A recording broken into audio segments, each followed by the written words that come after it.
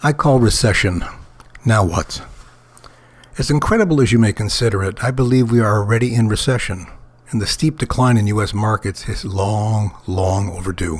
The reason that markets haven't flinched with a steadily declining economic environment is the subterfuge that is a daily practice of those able to exert control. It's not a conspiracy, this is reality. Your thinking the markets accurately reflect economic reality is a ruse that occasionally becomes like a sting. That's to make sure that there are always shares available to buy when the markets are undervalued, and to sell, like now, when markets are overvalued. Although markets democratize gains over the long term, when a violent move is due, it's delayed, so that the many make a contribution to the few. Let me ask you right now, if you have another 20% decline, will you hang on? You see, it's a rhetorical question, isn't it? You've been trained well.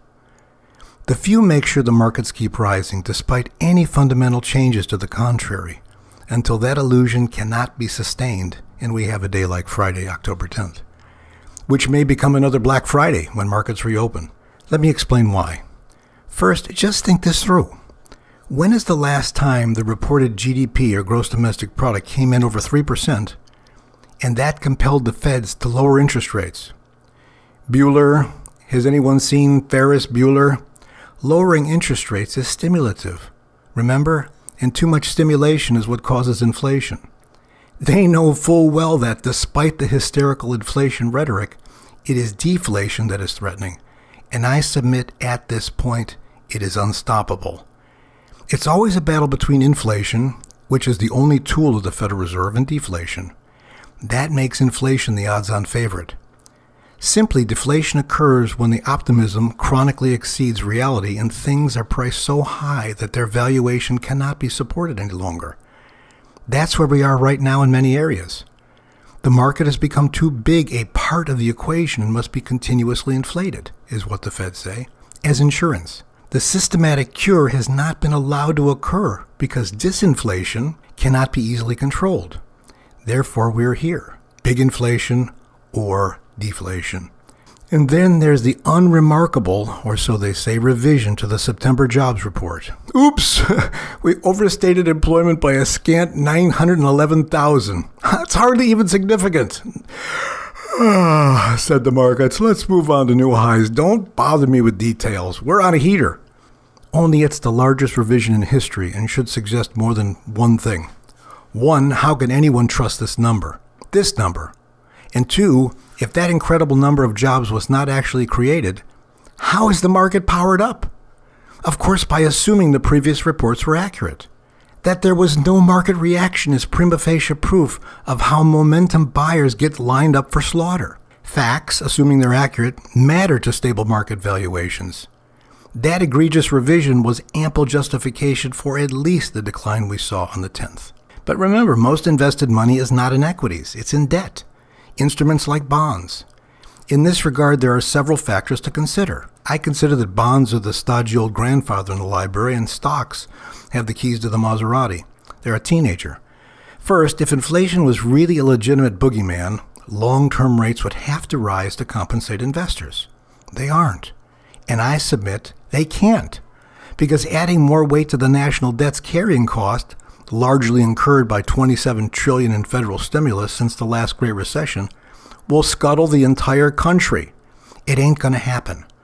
The Feds are in this untenable place where they've got to support the market, but can't let long-term rates go any higher. Despite goosing equities with a free rate cut, long-term rates are steadily falling, as deflation, the true denizen, manifests. On a related note, vis-a-vis government bonds, which are the most secure instrument on earth, Bitcoin and a multitude of alternative currencies have bloomed over the past decade. Nothing backs these other than the next sucker rule, who's even willing to pay more than you did. I throw gold into the fray too as the antithesis to an ever-eroding U.S. dollar. You know, gold has kept pace with the currency's perpetual loss of value, as more and more dollars are printed. Gold, of course, cannot be diluted. There is a fixed amount on earth, period. And I just want to ask you, just think it through. If these U.S. dollar alternatives are legitimate, if they're a legitimate hedge against a failing, falling, soon-to-be-dead dollar, why would the surest dollar-denominated investment be rising? They can't both be right. For the sake of the republic's continuation, bonds must be right. I want to wrap this up with a look back to where this grotesque bubble started, and that's over 15 years ago. The Federal Reserve-induced real estate bubble. Yes, yes, yes, each and every bubble is created by loose money policy. It popped in 2009 and created a monetary crisis, which almost spiraled into a protracted depression. We call it the Great Recession. It was a brief modern depression, as I opined at the time. Reserve stimulus, like all those fancy acronyms of TARP and TALF, was supposed to be a loan to stem the deflation and hopefully prime the engine to restart, eventually paying back the debt. Only it never happened. And since that time, now including the COVID chaos, the infusion of new money has grown to $27 trillion. That's with a T dollars. And I want you to compare that to the national debt to find an eerie parallel. What does it mean? Simply that all that priming did not restart the economy to pre-2009 collapse conditions. It only caused inflation to go higher.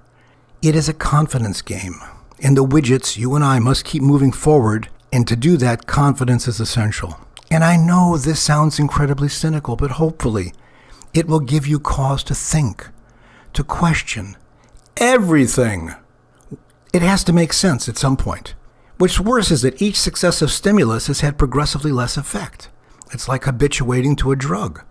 I liken it to this metaphor of an out-of-shape marathon runner who has no business running in this race. He falters heavily at the 10-mile mark, and his buddy gives him 800 milligrams of caffeine. Well, that carries him for another 8 miles, where he stumbles again.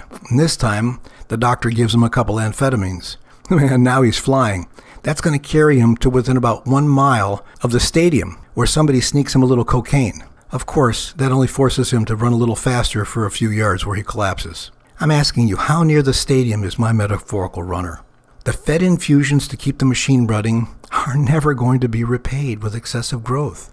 Just like a third world, they have become a semi-permanent anchor that will eventually scuttle this ship. Wish I had better news. We'll see you next time.